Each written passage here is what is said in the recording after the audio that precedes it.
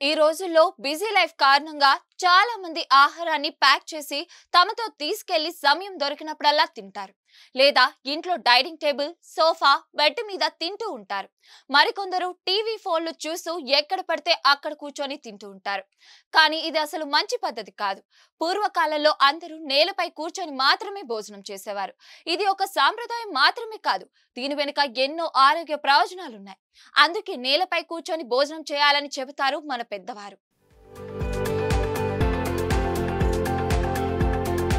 నేలపై కూర్చోవడం వల్ల శరీర కదలిక పెరుగుతుంది.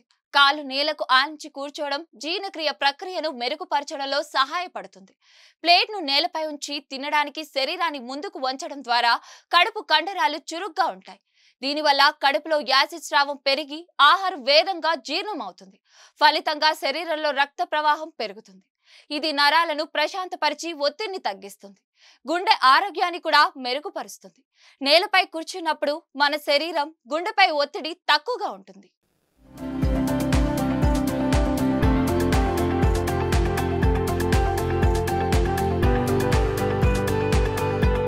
మరిన్ని వీడియోస్ కోసం ఛానల్ ని సబ్స్క్రైబ్ చేయండి. లేటెస్ట్ అప్డేట్స్ కోసం వాట్సాప్ ఛానల్ ని ఫాలో చేయండి. అండ్ లింక్ డిస్క్రిప్షన్ లో ఉంది.